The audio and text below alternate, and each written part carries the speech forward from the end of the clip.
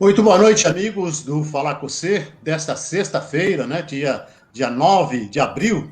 O tempo está caminhando rapidamente, né? Estamos vivendo, infelizmente, ainda uma pandemia danada, e lembrando que as pessoas, muita gente não se cuida, precisa se cuidar. Eu acho que precisa pensar que é uma coisa muito séria, que não é uma simples gripezinha, não, muito pelo contrário, um país que está vivendo uma fase dramática, uma fase muito difícil. Então, você que está me vendo hoje, vou falar com você, cuide-se, cuide das pessoas, das crianças, do jovem, das pessoas de mais idade, enfim, nada de aglomeração. Eu acho o seguinte, aglomeração, se tiver aglomeração, põe tudo na cadeia, o pessoal que faz isso, né? Era simples, ó, cadeia, acabou, começa a resolver o problema. Bom, hoje é o 24º programa Falar com Você. Eu quero mandar um grande abraço, um respeito muito forte às pessoas ligadas ao nosso programa, ao Falar com Você de toda sexta-feira. E lembrando que essa semana nós tivemos aí o Dia do Jornalista. Tem muita coisa a comemorar, principalmente o jornalismo independente. Um grande abraço aos jornalistas independentes, que realmente fazem um grande trabalho. Isso é fundamental, né? Que, com muita transparência, com muita seriedade, acima de tudo. Parabéns aos jornalistas que são verdadeiramente jornalistas, né? Por formação também. Isso é muito importante pela ética, por uma série de outros atributos que deve ter o jornalista, né? E um abraço especial também àqueles que também fizeram aniversário. Ontem foi um aniversário muito interessante, nós não pudemos ainda falar sobre isso, né? Mas os ciganos, a tribo cigana, o povo cigano, que merece todo o nosso respeito, né? Todo o respeito realmente, vou falar com você, aos ciganos de todo o Brasil, especialmente aqui do estado de São Paulo também. Hoje, o Falar com Você recebe com grande orgulho, com grande prazer, uma grande amiga, a médica Eline Ethel Fonseca Lima. A Eline é membro da Secretaria Operativa da Rede Nacional de Médicos e Médicas Populares, especialista em saúde da família pela Unifesp, médica de estratégia da saúde da família na Zona Sul de São Paulo, diretora do CIMESP, formada em Cuba. Eline, boa noite, seja bem-vinda no Falar com Você. Depois de tanto tempo, a gente já falou quantos anos sobre isso? Aline, vamos falar no Falar com Você, mas agora você está conosco aqui. Seja bem-vinda nesse Falar com Você dessa sexta-feira de abril. Um grande abraço. Seja bem-vinda. Obrigada, Vladimir, obrigada, gente. Boa noite para todo mundo que está aqui com a gente, que vai ver depois. É um prazer enorme estar aqui nesse pedacinho aqui desse lugar, que é com muito carinho, né? O Jornal dos Romeiros, que a gente está aqui, que conheço de longa data, assim, da infância. Então é muito bom estar aqui com vocês, compartilhando esses momentos. E eu quero mandar um beijão aí, Vladimir, para você, para o pessoal do Jornal dos Romeiros, agradecer muito esse momento, que ele seja um momento muito agradável, que a gente possa compartilhar juntos muitas coisas e conhecer um pouco o que mais nós temos aí para poder estar junto, né? Trocando informações, enfim. Muito obrigada, boa noite a todos e um beijo para a mamãe. Aliás, eu quero também mandar um grande beijo para grande amiga, uma irmã, de fato. Aliás, eu quero reconhecer publicamente do trabalho da Conceição na produção do Revelando São Paulo. Foi uma peça importantíssima dentro do Revelando São Paulo. Eu sou testemunha disso, aprendi muito com a Conceição, me ajudou muito no início do Jornal dos Romeiros, lá também no Revelando São Paulo, com informações, enfim, tudo aquilo que eu precisava de informação. A Conceição, vou te ajudar, pá. E assim ela fez comigo e fez com muita gente. Carinho muito forte, Conceição. Um grande beijo para você. E que Deus continue te unando como sempre fez. Legal? Eu quero mandar um abraço aqui especial também para muita gente que está conosco durante todos esses 24 programas do Falar com Você. O de Santana, lá de Santos, meu amigo, a Isabel Signorelli, que é a presidente da Comissão Goiana de Folclore, a Maria Sardinha, que é a grande representante da Ilha da Madeira em São Paulo, uma grande amiga, o Taioba, que é tropeiro, vai estar conosco aqui dentro de alguns dias também, falando sobre as tropas que ele tanto faz e com muito carinho. A Lúcia Batista, o Toninho Macedo, o Melk de Sorocaba, a Tina Lemos também vai estar conosco aqui de São José dos Campos, a Mila, que é terapeuta, o Tiago, presidente da Romaria de Itapecerica da Serra, e a gente vai falando durante o programa, tanta gente que participa conosco. Eline, vamos começar a falar de uma coisa que é legal pra caramba, porque você participou do Revelando São Paulo, e como eu te falei, a sua mãe, Conceição, fez parte de toda a produção do Revelando São Paulo. E eu te conheci lá no Revelando São Paulo. Você jovem ainda, né? Você é jovem, mas era mais jovem ainda, né? Não era médica ainda, né? Era uma estudante apenas, né?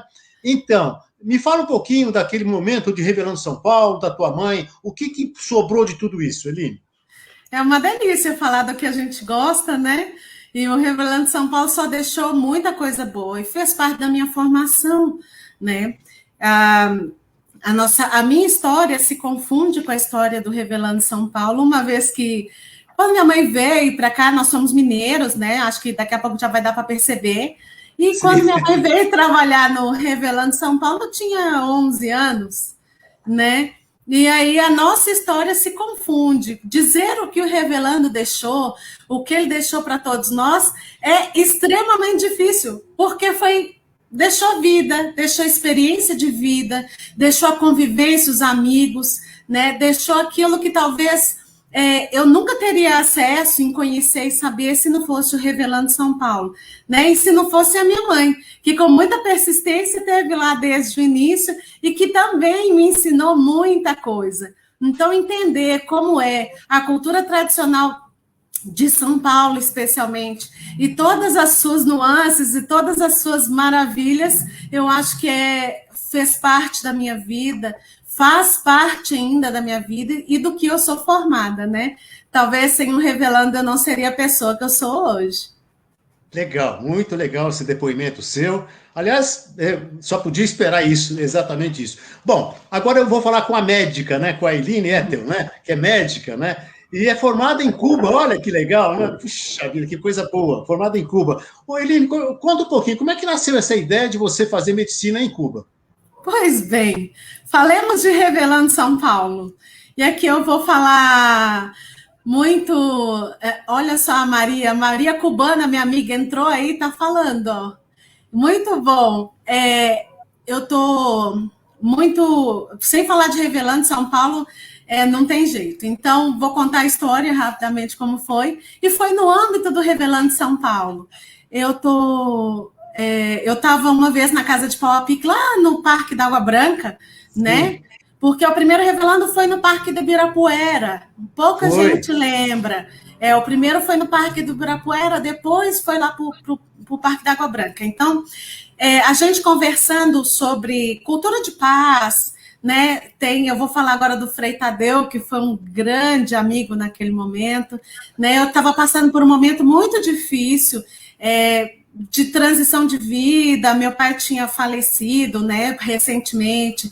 Eu tinha desistido da faculdade de medicina no terceiro ano, de direito, no terceiro ano da faculdade de direito. Eu estava confusa ali, conversando na casinha de Pau a Pique, e uma vez esse grande Frei Tadeu, ele viu a minha angústia e, de repente, eu nunca tinha, gente, de verdade, eu nunca tinha pensado em ir para Cuba, ou talvez fazer medicina, né?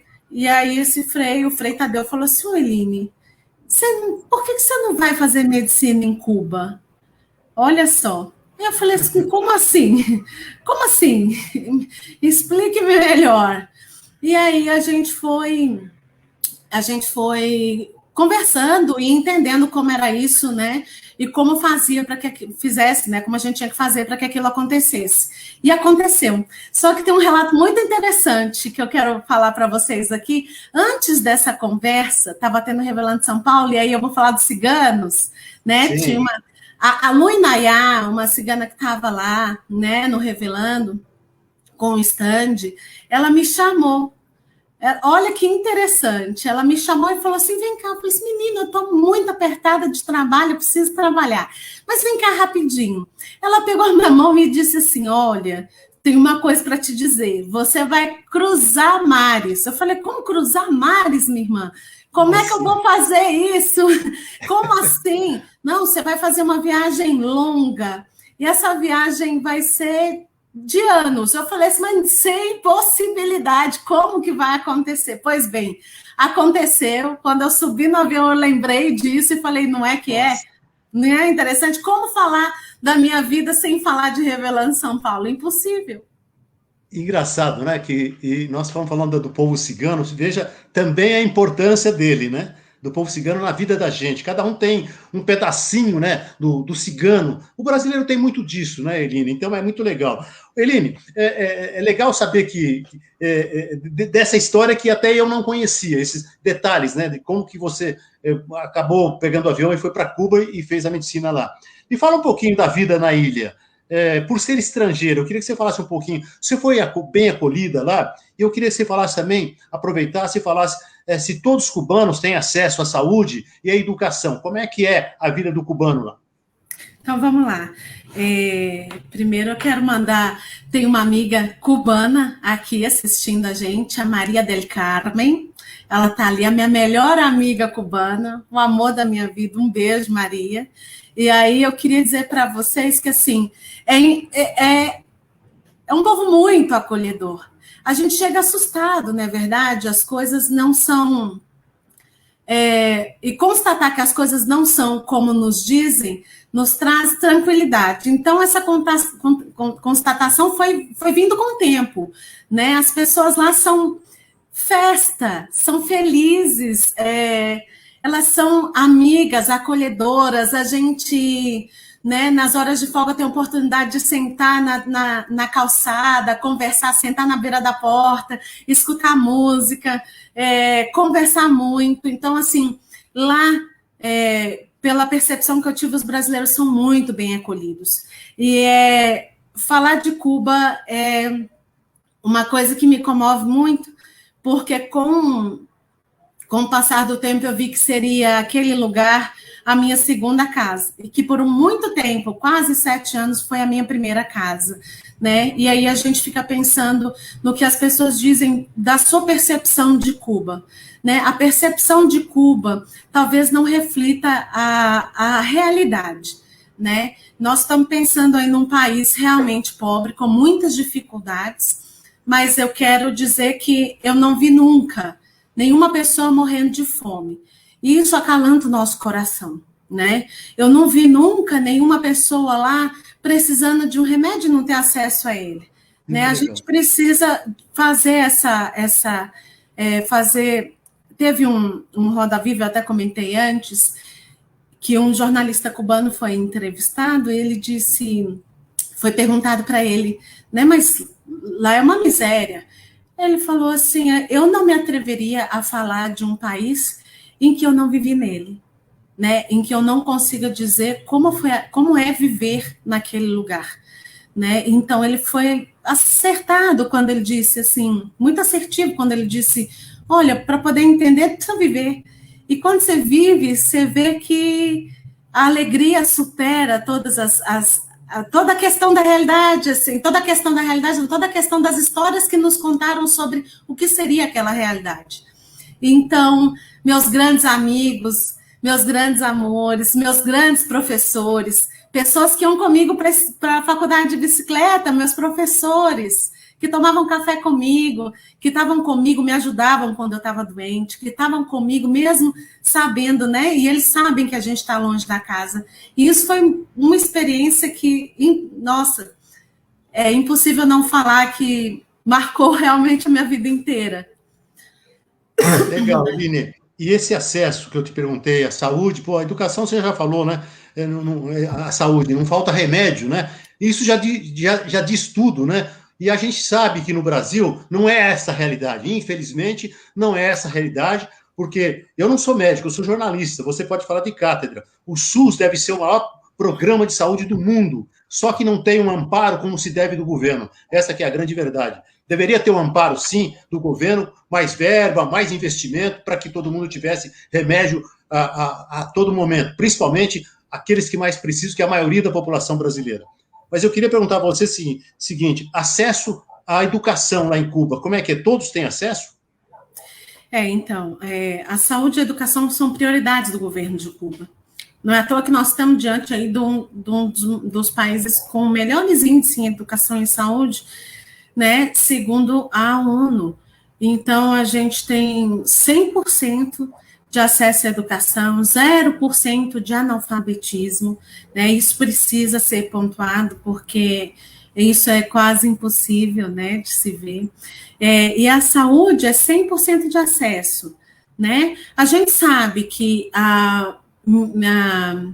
existem muitas dificuldades, né? Mas lá a gente aprende a ver o ser como um ser biopsicossocial, com todas as suas características, toda a sua convivência, e atuar naquilo para que ele tenha uma vida saudável, que ele tenha saúde, segundo o conceito da Organização Mundial de Saúde, que saúde não é ausência de doença, mas é como você consegue encarar aquela realidade, e a gente incide, a gente entra na realidade das pessoas para poder fazer com que elas vivam melhor, né? E a saúde de Cuba, ela tem muito disso. É uma saúde que seja dita assim, uma saúde de medicina de qualidade, com alta tecnologia, na necessidade da tecnologia, mas que o recurso humano ele é muito qualificado. Então, a gente vê que a semiologia, que a gente chama, o fato de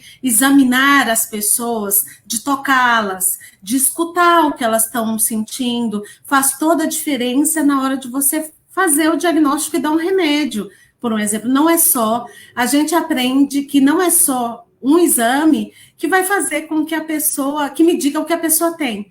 Na verdade, o que ela tem está lá, né? Está lá, nela. Então, a gente consegue, a partir daí, fazer muito, né? Conseguir, a partir daí do que a gente aprende de propedêutica, de semiologia, de identificação das doenças, muito. Mas, se preciso for, temos, sim, tecnologia de ponta para poder fazer o diagnóstico que é necessário.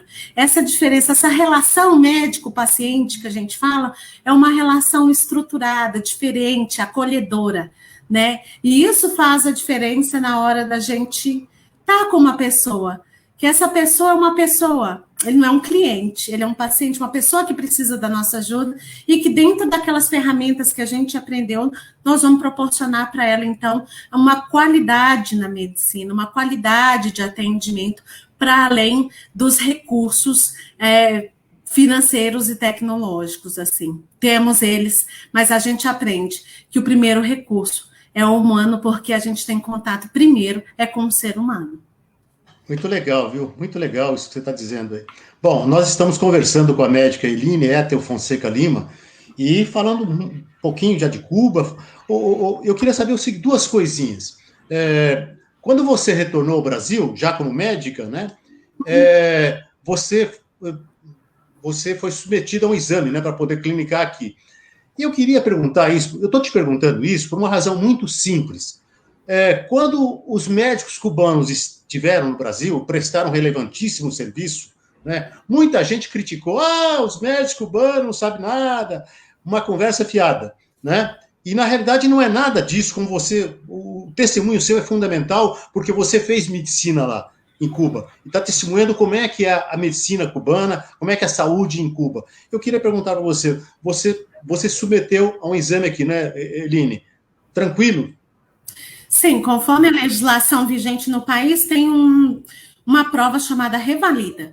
Ela é uma prova, como eu posso te dizer, ela é uma prova de um nível um pouco alto, né, com Sim. perguntas muito especializadas, e a gente, durante muitos anos, teve muitas críticas a essa prova, né, pelo como ela foi feita, a forma como ela foi desenhada e a intenção dela, né. Durante muito tempo a gente pensou assim, mas essa intenção não é...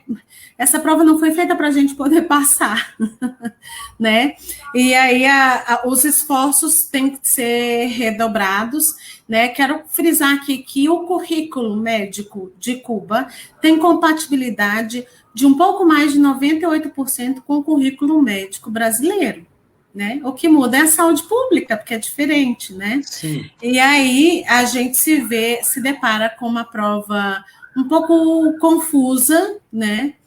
um pouco muito mais difícil do que a gente possa imaginar, né? Que em 2015, quando eu cheguei, eu tive a oportunidade de fazer essa prova, passei nessa prova, né? Sem nenhum problema, porque é isso que a gente precisa, né? Nós defendemos uma prova que seja, que a gente faça uma prova, que a gente seja testado de alguma forma, mas que ela seja justa.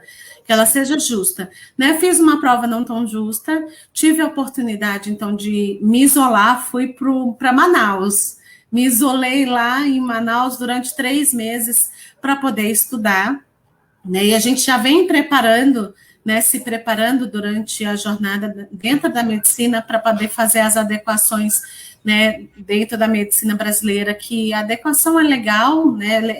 É referente à legislação, que a gente precisa estar atento, tem né, o preventivo social, as questões éticas do trabalho são um pouco diferentes, né, a saúde pública é diferente, mas eu tive essa oportunidade de fazer, e na primeira vez passar. Eu queria aproveitar e falar né, que os meus companheiros, as pessoas que estudaram comigo, que ainda não tiveram a oportunidade, né, de passar na prova,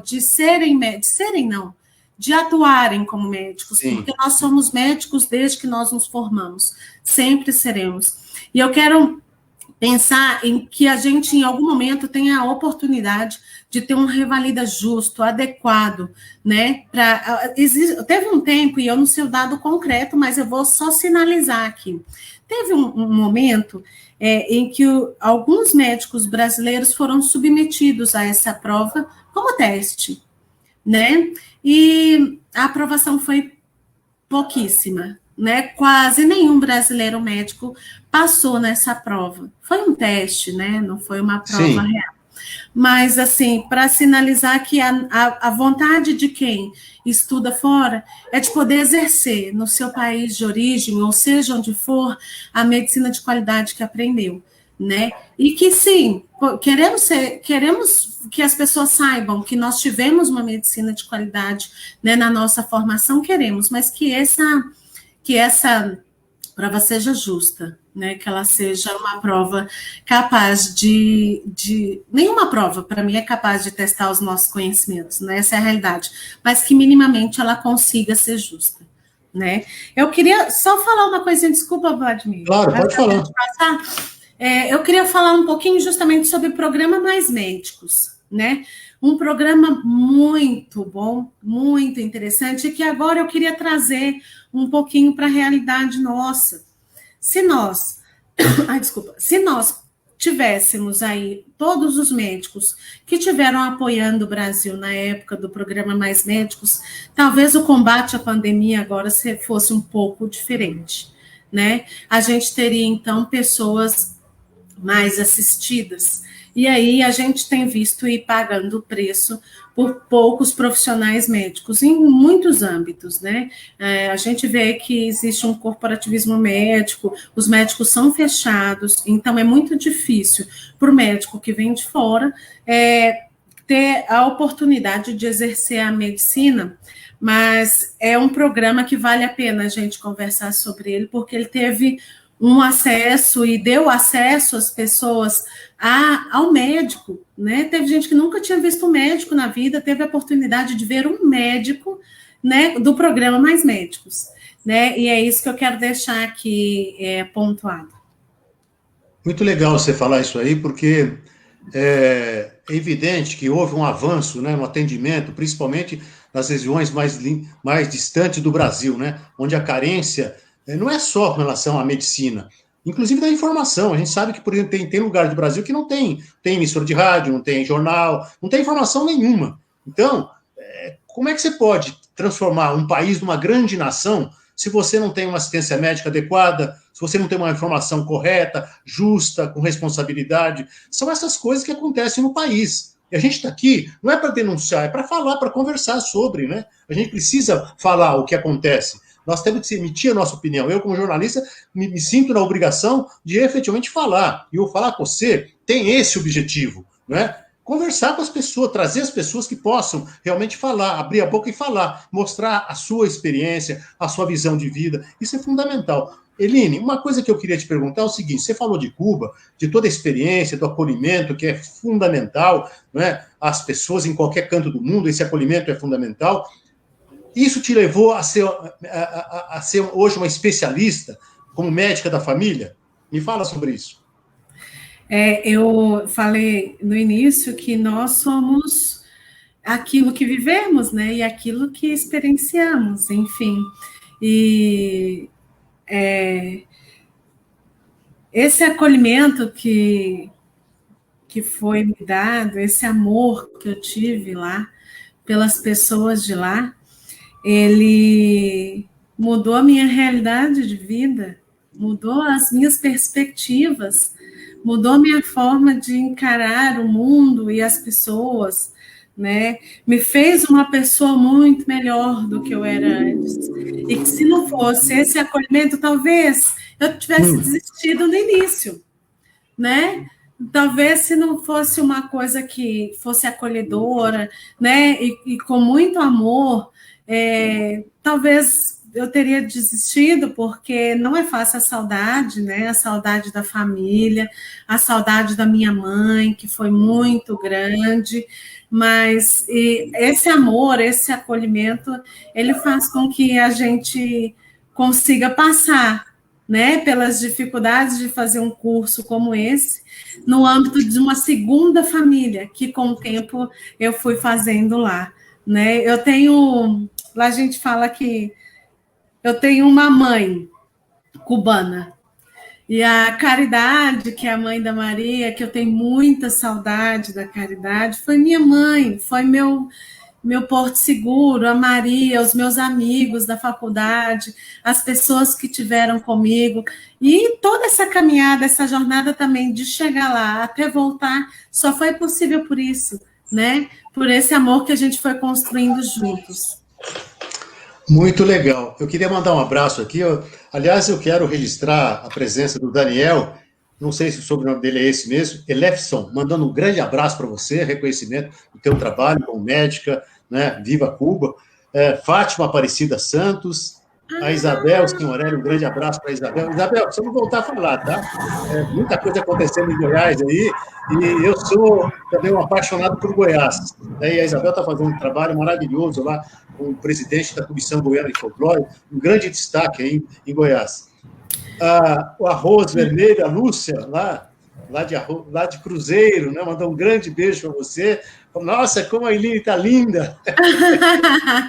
Nenhuma novidade, né? Bom, e a Maria Conceição, que por acaso está muito feliz, e nós mais do que você, Conceição, que é a mãe da Eline. Muito legal.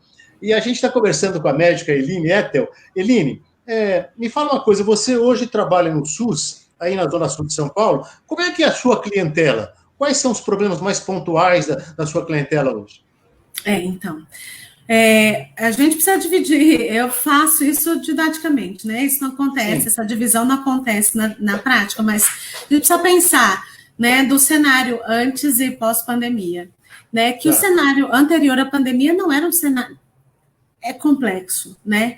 Eu trabalho na Zona Sul de São Paulo, no Jabaquara, é uma região de muita vulnerabilidade, né, com muitos problemas socioeconômicos. Então, a gente lida com as pessoas,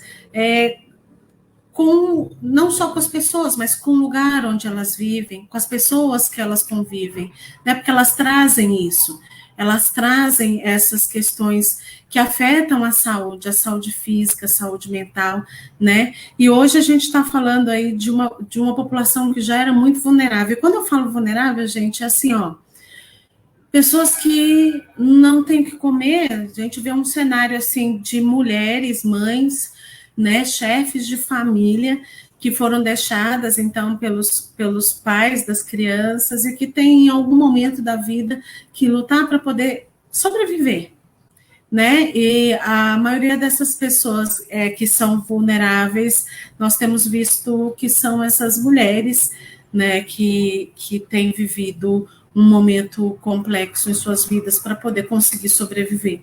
Ademais, a gente está falando também de muito usuário de droga, né? Muitas pessoas em situação de rua, e a gente está com está com muito...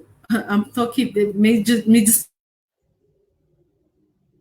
dispersei, mamãe, a gente tem que lidar com essa realidade. E entender que essa realidade não é uma escolha das pessoas, porque se as pessoas tivessem a possibilidade de escolher, elas não estariam nessa situação, eu tenho certeza absoluta, né?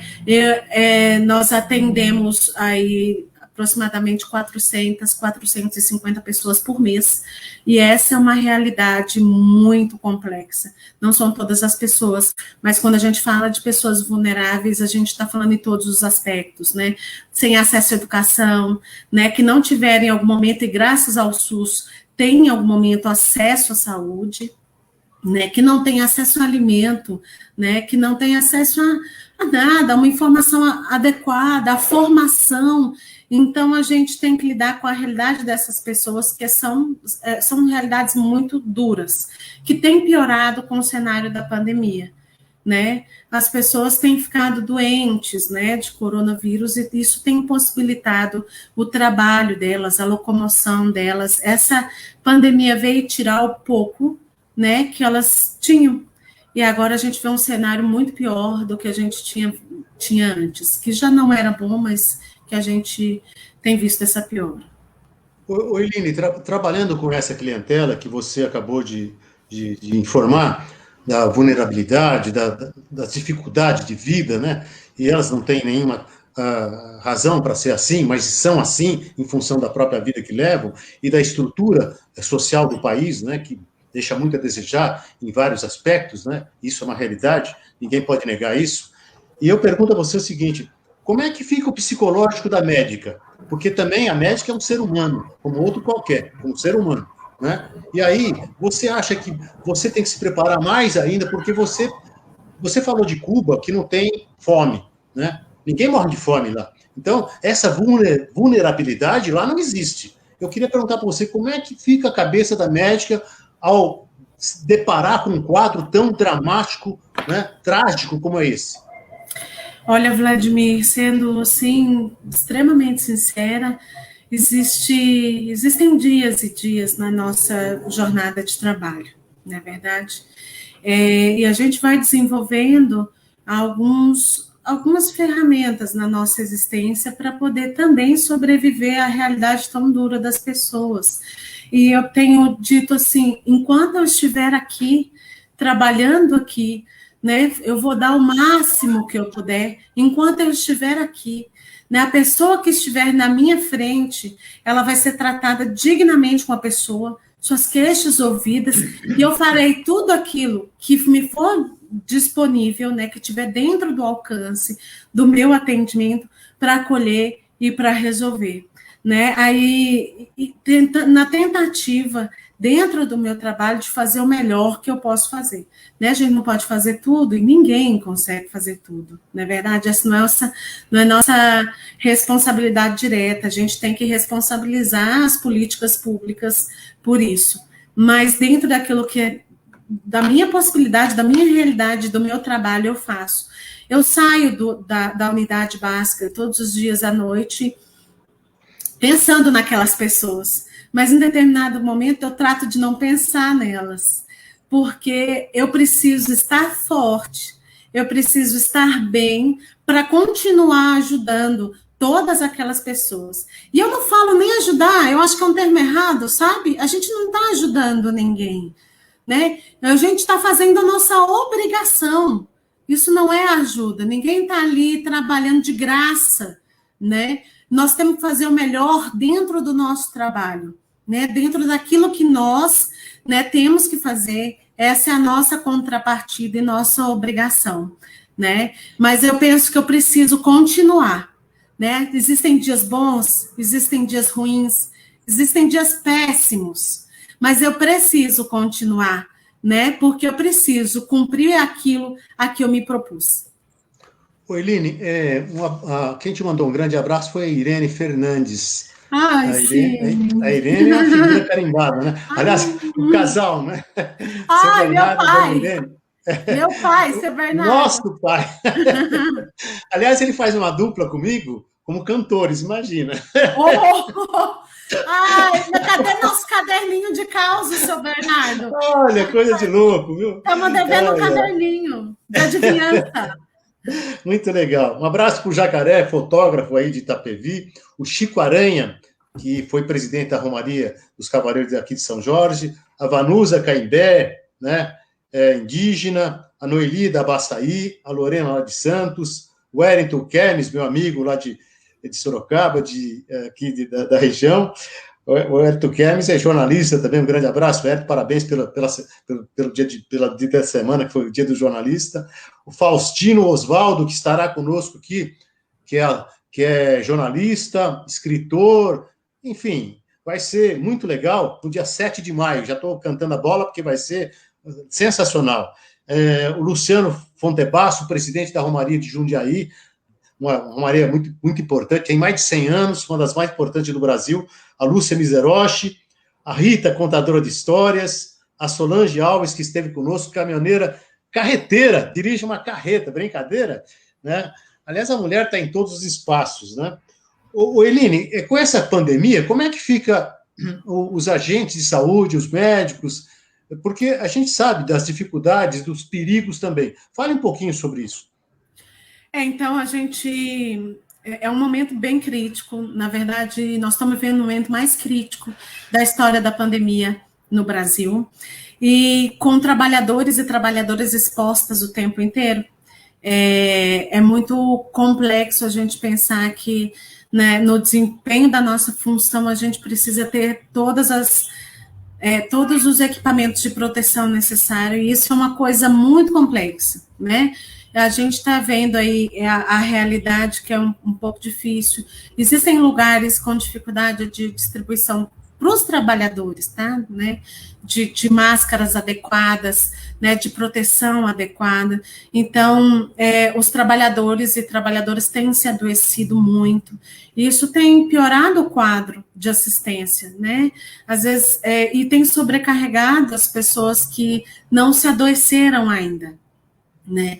Então, durante algum tempo, a gente viu que as pessoas têm se exposto, principalmente os agentes comunitários de saúde, que têm um acesso direto ali à população. Então, o trabalho delas é na rua, né, de porta em porta, né, tentando levar saúde, orientação a essas pessoas. E a gente tem visto que as pessoas, por falta de um equipamento adequado de trabalho, elas têm adoecido. E quando adoece uma pessoa, não tem outra para colocar no lugar, né? Não tem como repor aquela pessoa, então tem que esperar. Isso agrava o quadro da assistência.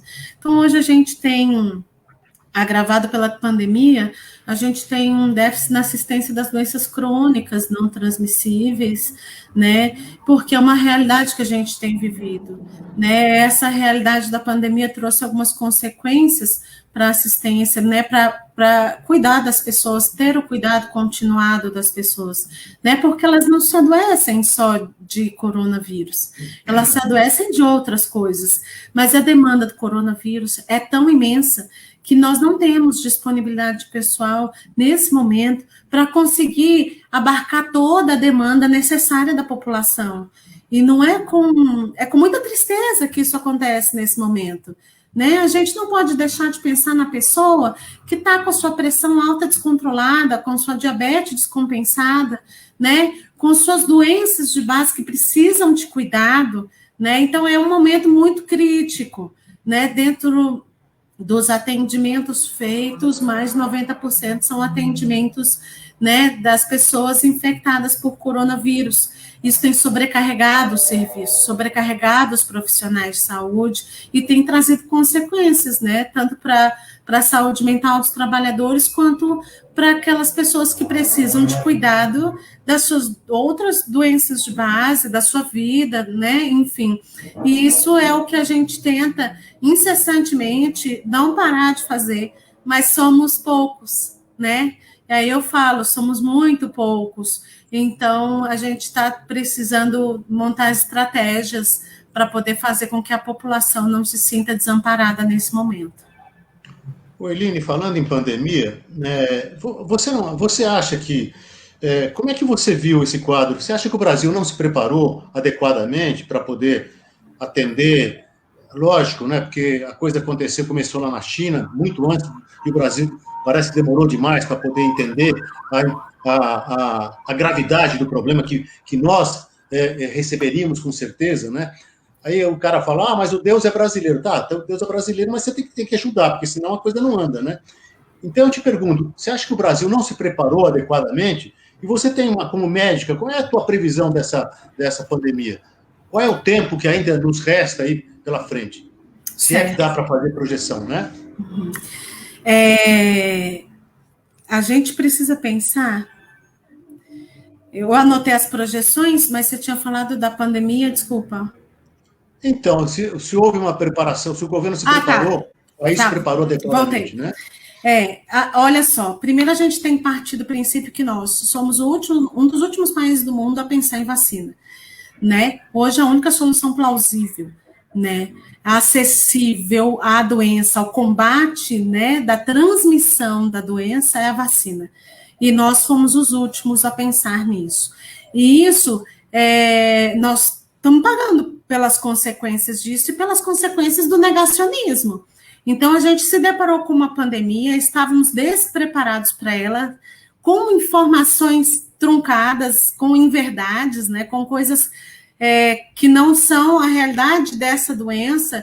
Não é uma gripe comum, não é uma gripezinha, não é, a realidade está nos dizendo isso hoje, mas se nós tivéssemos pensado isso com antecedência e nos preparado para enfrentar uma pandemia, como enfrentaria qualquer país e seu Ministério da Saúde, como enfrentaria adequadamente, né, com técnica, com ciência, com informações adequadas e com dados, talvez esse cenário hoje poderia ser mais, talvez não, com certeza esse cenário seria um pouco mais ameno, levando em consideração que as pessoas, elas se referenciam naquelas pessoas que hoje estão na liderança do nosso país.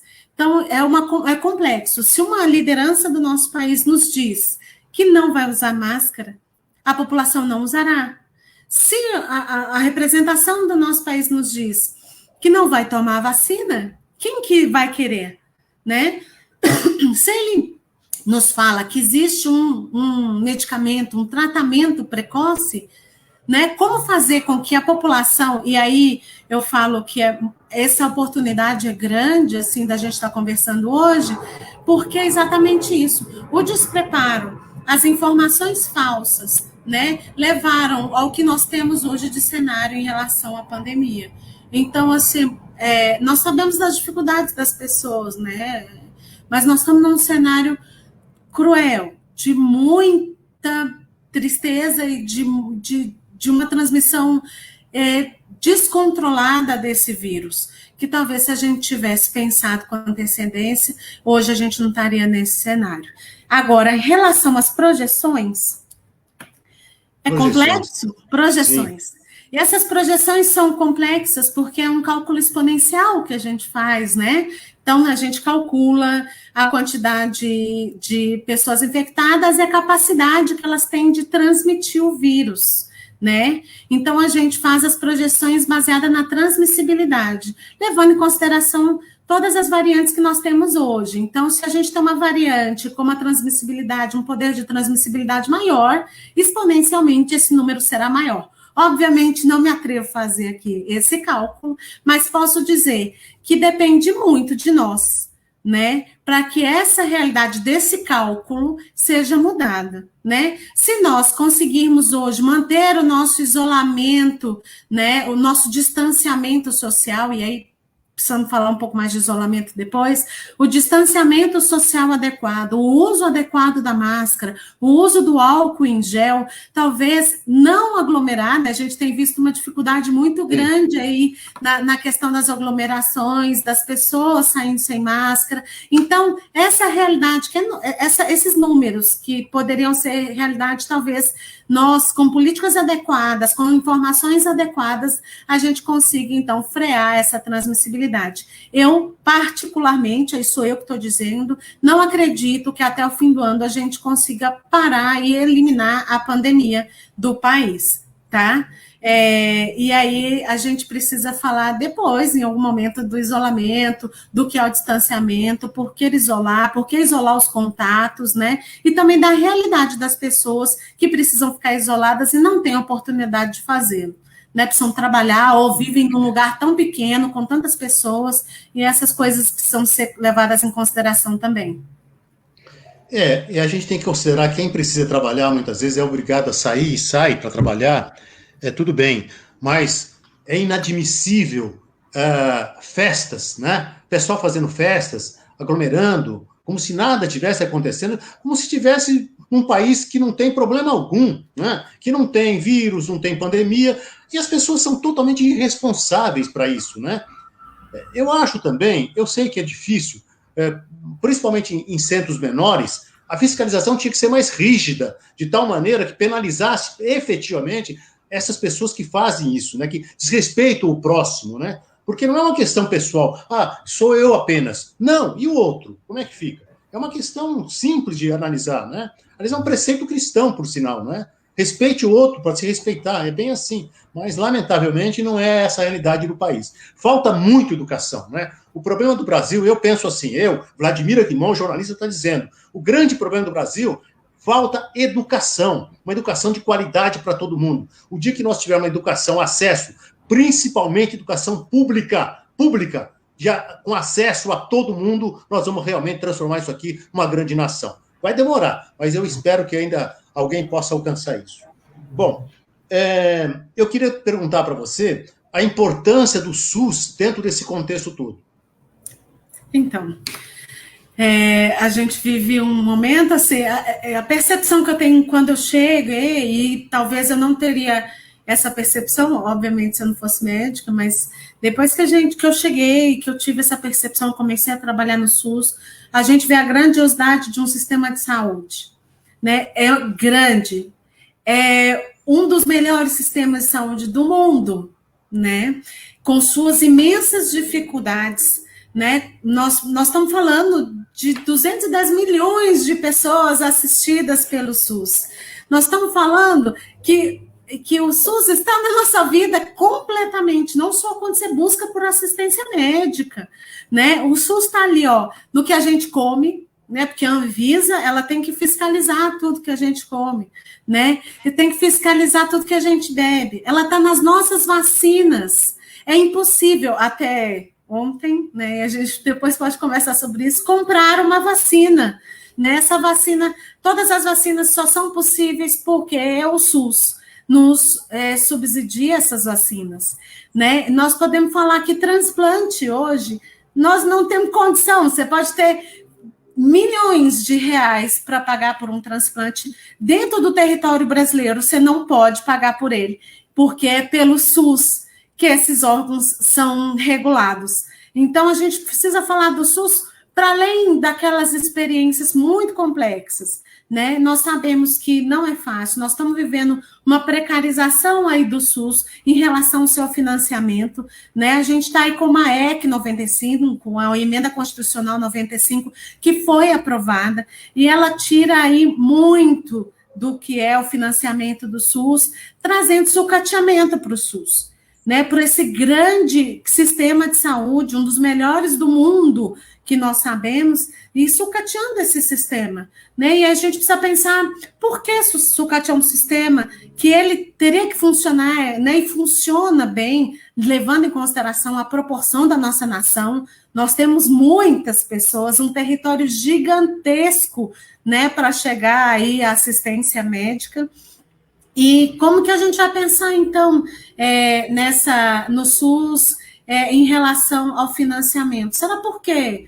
Né? A gente precisa se questionar, por que eu vou tirar, então, do que é primordial para nós, né? Pelo menos para mim, e eu sei que para o Vladimir, né? Por que eu vou tirar, desfinanciar o SUS, a educação e a assistência social?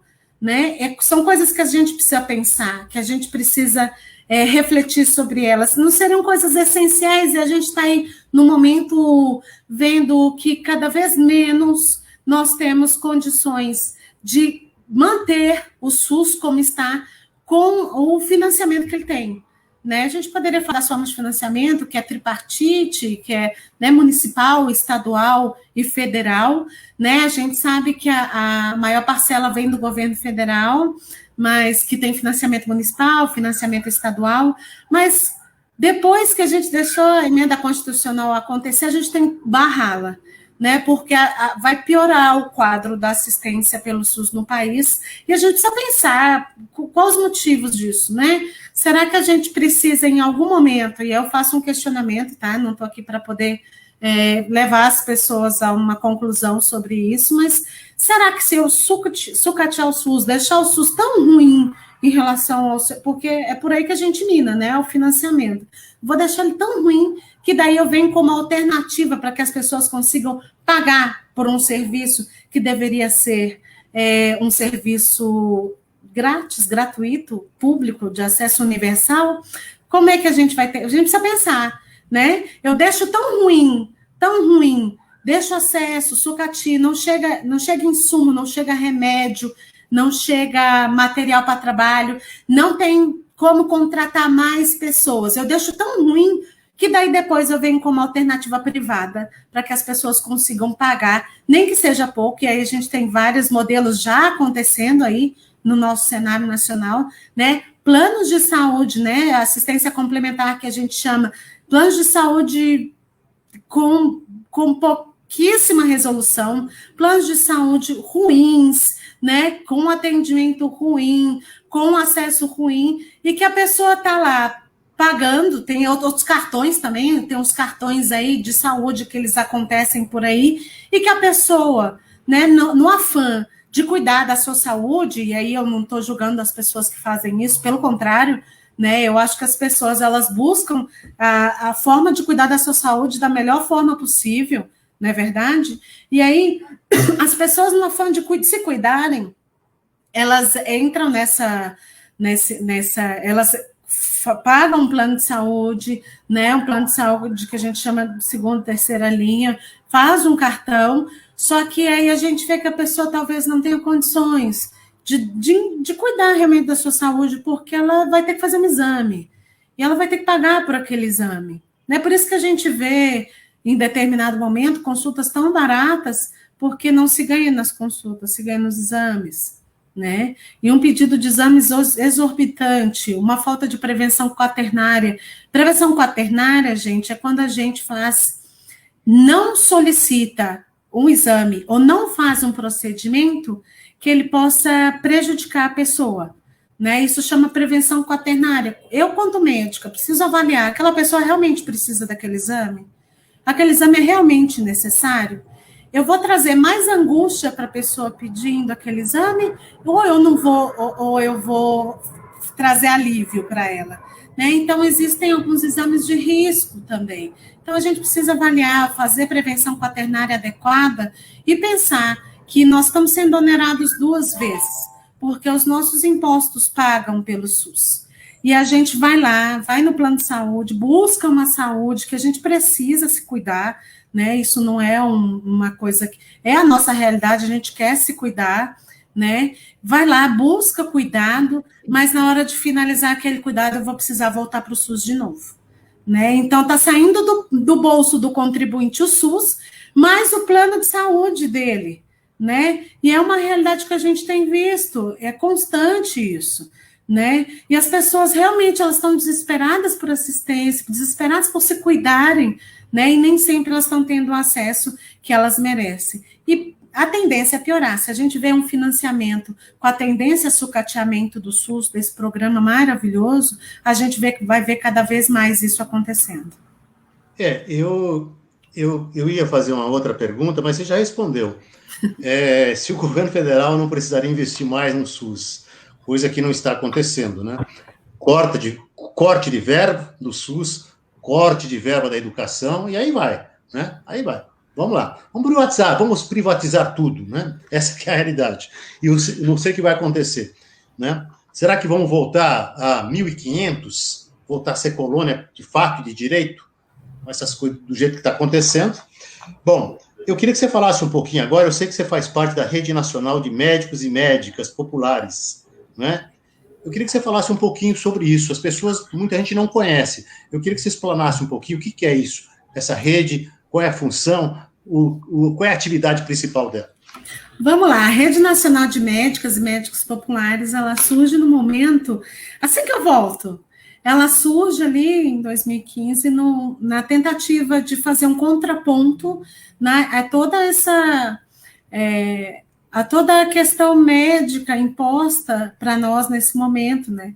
Então, todo esse corporativismo médico, ele faz um contraponto a esses médicos corporativistas, esses médicos que a gente tem, né, estereotipados na nossa cabeça, né?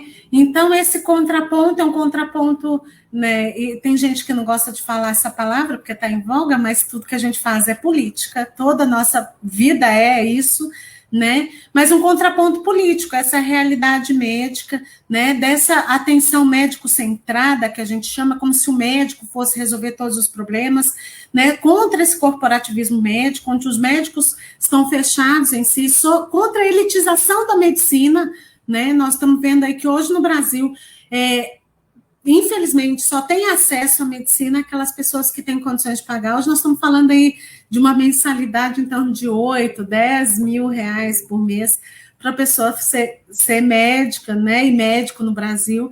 E aí a gente precisa, né, fazer um contraponto. Olha, aqui estamos, existem médicos e médicas que não estão de acordo com isso. É isso que nós fazemos. Né? Nós não estamos de acordo com todas essas coisas hoje faladas e ditas tanto pela corporação médica, né, quanto pelo conselho em determinados pontos, né, e a gente faz esse contraponto. Somos médicos populares, somos médicos do povo, né? Nós somos povo, nós somos pessoas que estamos ligadas ao povo diretamente, e parte dela, nós fazemos parte dela, não estamos para ela, né? Nós estamos para aquelas pessoas.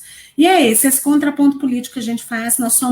Hoje nós estamos em todo o território nacional, com núcleos acontecendo, né, do Nordeste ao Sul do país, com médicos comprometidos com a relação médico-paciente e com a política adequada, né, que a gente chama de uma política que seja uma política de acesso à saúde, uma política de acesso à formação médica, né, uma política não genocida, né, uma política que defende aí o que já deveria ter sido defendido por nós, que é o acesso universal à saúde, né? Somos médicos comprometidos com as pessoas e que têm lutado aí, né? Porque não é fácil no cenário médico atual. Nós estamos falando de médicos, né? De médicos, o trabalhador médico é um trabalhador fechado, né? É uma coisa um pouco complexa, né? Mas nós resistimos, assim, estamos resistindo e fazendo esse contraponto, falando que médico é gente, né? Médico é gente da gente, né? Que a gente pode e deve entender a pessoa como ela é e sermos pessoas também. Sairmos desse super status que foi colocado para o médico em determinado momento da nossa vida, né, da nossa cultura, do nosso entendimento, né, esse endeusamento do médico que acontece. E aí a gente precisa voltar à realidade e dizer, não, a gente precisa, né, como médico, né, falar para as pessoas que existem médicos nesse Brasil que ainda pensam na medicina como um trabalho que deve ser desenvolvido e como um trabalho que não deve ser corporativizado, né, e é isso que nós fazemos. Muito legal sua explicação, parabéns, né? Muito legal. O Benê de São José dos Campos, um grande abraço. O Benê é um grande artista, tá? Né? Plástico lá de São José dos Campos. A Carmen Martins também, muita gente. Bom, eu acho que já respondeu. Eu ia perguntar para você se a medicina é um feudo da raça branca, não precisa nem responder, né? Porque Aline, Eline, deixa eu ver, está faltando aí. Nós estamos quase no final do programa. Eu queria falar um pouco da importância do CIMESP. Você é diretora do CIMESP, o sindicato. A gente sabe que o sindicato, no atual governo também, tem sido meio cortado para cá, cortado para lá, né? Como é que está o sindicato do CIMESP hoje? Está podendo trabalhar com transparência, com liberdade? Como é que... Fala um pouquinho sobre isso. Bom, hoje eu estou ocupando a diretoria do Sindicato dos Médicos de São Paulo. Para mim é um grande orgulho estar lá combativa com eles, né?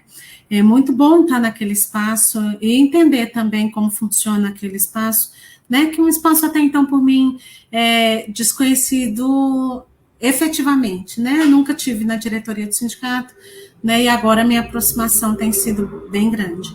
E a gente tem visto que depois da reforma trabalhista nós estamos no gargalo do sindicalismo, né? A gente vê que o motivo da existência de um sindicato ele foi se perdendo na vida e na mente também das pessoas. Elas foram levadas a pensar no sindicato num espaço de, como eu posso dizer, de privilégio, né? Então, as pessoas também têm sido levadas a pensar nesse espaço do sindicato. Isso, culturalmente, tem trazido consequências. Claro, depois da reforma trabalhista, onde a gente viu que a contribuição sindical, ela não pode ser, né, enfim, ela não é descontada automaticamente da folha. Isso trouxe consequências, porque o trabalho do sindicato é vasto, extenso, né? E é um único lugar, né, onde dá oportunidade do trabalhador e da trabalhadora de entender os seus direitos e de lutar por eles, né? As pessoas, em determinado momento, elas esqueceram disso. É um lugar seguro do trabalhador e da trabalhadora, onde ele vai chegar lá e falar assim, me ajuda, porque eu estou com dúvida, me ajuda, porque eu preciso, estou com uma questão jurídica, estou com questões importantes, né, do meu trabalho e que eu não sei o que fazer. Né? É o único espaço onde o trabalhador e a trabalhadora é defendida realmente, porque a gente não vai esperar isso dos nossos patrões, não é verdade? O patronal não vai defender a gente, por mais que a gente imagine que ele seja bom, né? E isso não vai acontecer, né? E é um espaço que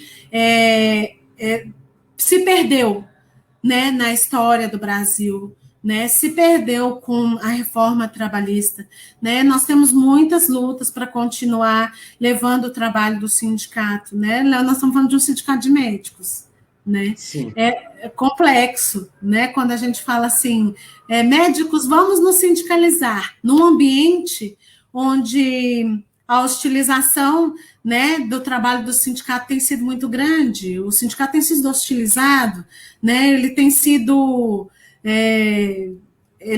existem mentiras sobre o sindicato que não são realidades e que as pessoas reproduzem isso sem entender como funciona.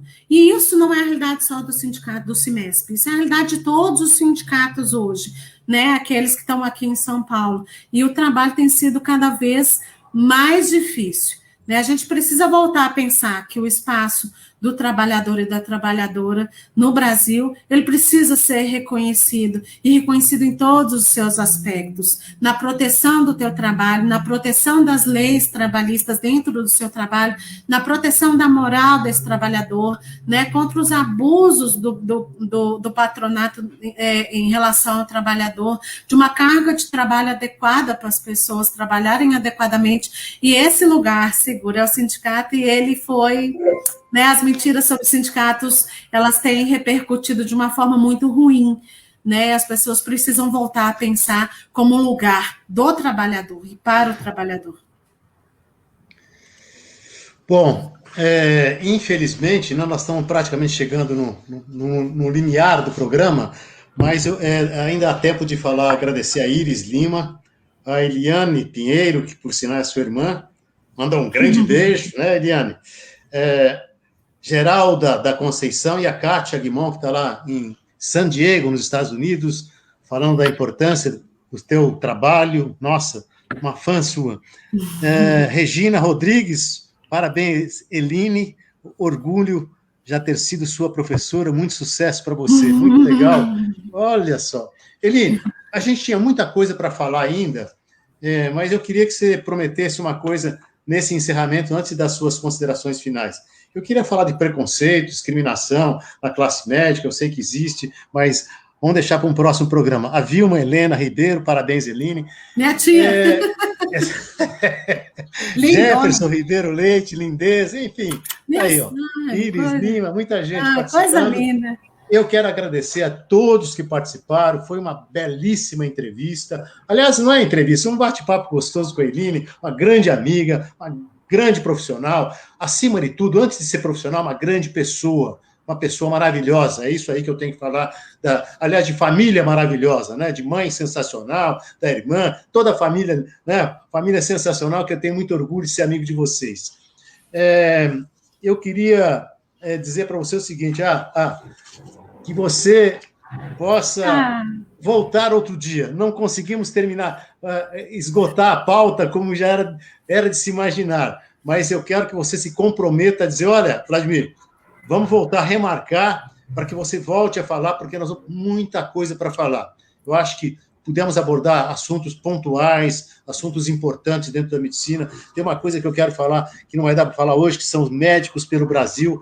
É um assunto vasto, complexo, mas que a gente vai deixar para uma próxima oportunidade. Eline, olha, de coração, grande beijo, obrigado mesmo pela entrevista. Considerações finais a seu respeito, o que você achou da entrevista, do falar com você, de estar conosco de novo? Que delícia! É uma delícia estar aqui com você, Vladimir, me traz lembranças maravilhosas, né? Foi muito bom esse momento, falamos de coisa séria na hora que tinha que falar, falamos das coisas, né, muito boas aqui também. Eu acho que você está muito de parabéns, que programa gostoso, que delícia de condução, tá belezinha, a gente vai seguir junto, né? Com certeza a gente vai se ver em outros momentos, e eu quero aproveitar agora falar aqui do meu povo, ali eu estou bem feliz, está lá minha tia Iris, meus primos, tia Vilma, gente, um beijo para vocês, que saudade tremenda, um beijinho especial aí, né, para o meu pai Bernardo, seu Bernardo, Dona Irene, Fátima, Benê. É um prazer falar e ver que vocês estão aqui. Que delícia esse programa. Agradecer de coração também a oportunidade de estar aqui com você, e a gente vai se ver muitas vezes. Legal. Beijo para você, obrigado, parabéns. Siga dessa maneira, porque você tem um astral, muitos anjos junto com você, para você fazer esse trabalho maravilhoso. A gente não podia esperar outra coisa senão isso, Eline, tá? Até a próxima, muito legal. Obrigado pela sua participação. Daniel, obrigado. Fátima, obrigado. Isabel, senhorine, minha amiga. Vamos falar de novo, Isabel. Vamos voltar a falar com você. Maria Conceição. Conceição, olha, aquela geleia de morgotola de Minas, hein? Arroz vermelho, Irene Fernandes. Irene, o casal lá, brincadeira, né? Seu Bernardo, um grande abraço a vocês, o Benê de São José dos Campos e a Fátima, a Carmen Martins, a minha filha Kátia, lá dos Estados Unidos, a Irisima, a Eliane Pinheiro, parabéns, Eliane, pelo seu trabalho também, muito legal, a Geralda da Conceição, enfim, muita gente participando hoje, e eu quero agradecer a vocês, lembrando que a partir da próxima semana, na próxima sexta-feira, a gente vai estar direto na nossa página do YouTube, Jornal dos Romeiros, YouTube Jornal dos Romeiros. Obrigado pela presença de vocês, obrigado, Dona Maria, pela técnica, né, pela parte de retaguarda, belíssimo trabalho, e até sexta-feira que vem. E olha, um recado final do Jornal dos Romeiros, um recado final aqui do Falar com você. Pessoal, vamos ter responsabilidade, não vamos ficar aglomerando festas, vamos deixar para mais tarde. A hora que a pandemia for embora, vamos festejar sim, vamos fazer a nossa roda de conversa, nós estamos, sabe, com muita esperança, vou falar com você, de fazer roda de conversa, aqui onde eu moro, em qualquer outro lugar, é legal, 5, 10, 15 pessoas para falar de um assunto importante, então é muito legal isso, mas vamos ter paciência e rogar a Deus, pedir aos nossos protetores que eliminem essa Covid-19, esse vírus, né, para que a gente possa realmente voltar a respirar um pouco melhor, tá bom? Conto com vocês, um grande abraço, bom final de semana e até sexta-feira que vem, um novo Falar com você. Até mais. Obrigado.